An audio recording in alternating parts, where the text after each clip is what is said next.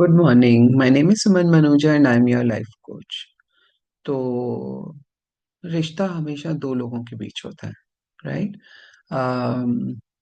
If a third person interferes in it, I think more than helping it gets spoiled because हमें details पता नहीं रहते हैं।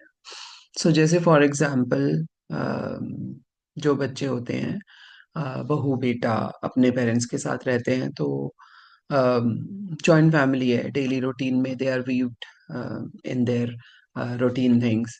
And कभी आप अपने पेरेंट्स को कुछ बोलते हो, तो मैंने अक्सर देखा कि यदि बेटियां वहां जाती हैं और वो अपने पेरेंट्स के साथ कोई आर्ग्यूमेंट हो जाता है या बात होती है, तो जो बेटा और बहू हैं उनको लगता है कि बेटी बहुत रूड है हमारे पेरेंट्स के साथ। बट दे फॉरगेट दैट वो जो डॉटर है उनका भी अपना रिलेशनशिप है अपने पेरेंट्स के साथ।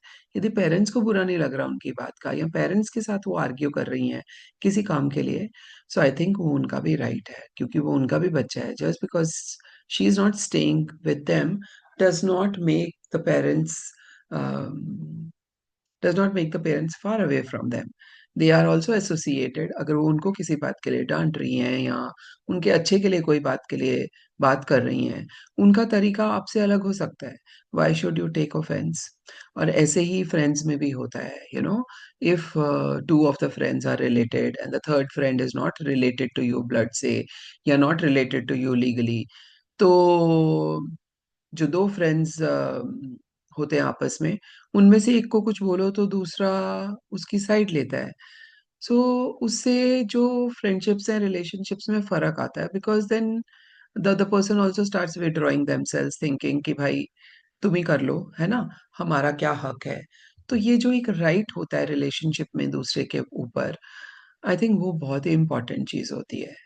तो ऐसे ही पेरेंट्स का भी होता है। पेरेंट्स अगर अपनी शादीशुदा बेटी को या शादीशुदा बेटे को कुछ कहते हैं, तो उनके पार्टनर को ऑफेंस लेने की जरूरत नहीं है, because that's a relationship they have between them, right? ऐसे ही आप अपना रिलेशनशिप बनाइए किसी के साथ जहाँ पे आपको हक हो। अगर प्यार करने का हक है तो डांटने का भी हक है, राइट?